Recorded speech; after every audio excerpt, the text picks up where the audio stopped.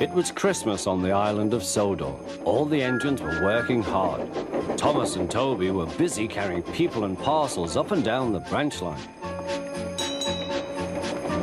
Everyone was happy. Only the coaches, Annie and Clarabelle, were complaining.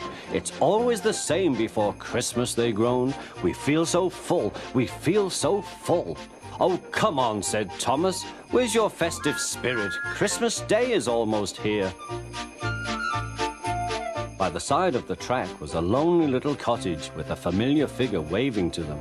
It's Mrs. Kindly, whistled Thomas. Peep, peep, Happy Christmas. Thomas always felt better for seeing her. Christmas just wouldn't be Christmas without Mrs. Kindly. When work was over, Thomas went to see the other engines. All their coats had been polished. Ha, said Gordon, just look at us. Your driver will have to work fast to get you as smart as us. Never mind that, replied Thomas. I've something important to say. Do you realize it's a whole year since Mrs. Kindly saved us from a nasty accident? You remember when she was ill in bed and... Yes, of course, interrupted Edward. You told us how she waved her red dressing gown out of her window to warn you about a landslide ahead. And you and Toby gave her presents, Percy joined in. And the Fat Controller sent her to Bournemouth to get better. But, said James and Henry together, the rest of us have never thanked her properly. Exactly, said Thomas. So now I think we should all give her a special Christmas party. Everyone was getting very excited, and the drivers felt sure that the Fat Controller would agree, as indeed he did. The engines were all busy making plans when silence fell. The Fat Controller had bad news. The weather's changed badly. Mrs. Kindly is snowed up. Toby says he'll help to rescue her. You must help too, Thomas. There's no party unless you do. Thomas hated snow, but he said bravely, I'll try, sir. We must rescue her. We must. There's a good engine. You and Toby will manage splendidly. Thomas charged the snowdrifts fiercely. Sometimes he swept them aside, sometimes they stuck fast, and the men had to loosen them.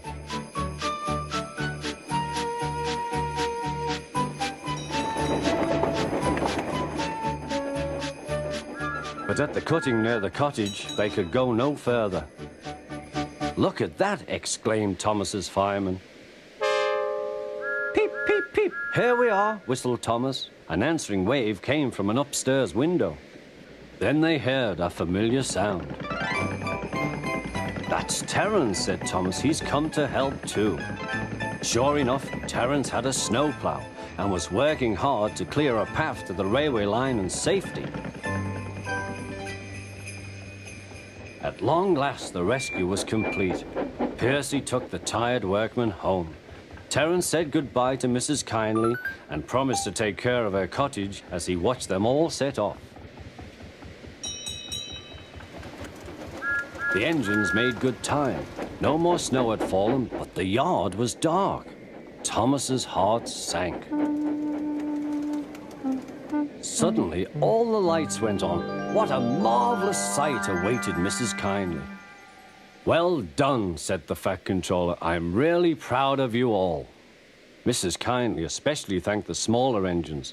Thomas and Toby are old friends, she said. And now, Percy, you are my friend too.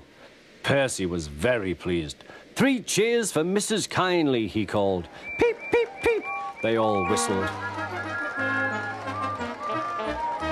We wish you a Merry Christmas. We wish you a Merry Christmas. We wish you a Merry Christmas and a Happy New Year. Thomas the Tank Engine and his friends thought it was the best Christmas ever, and Mrs. Kindly could think of nowhere she would rather live than here with them on the island of Sodor.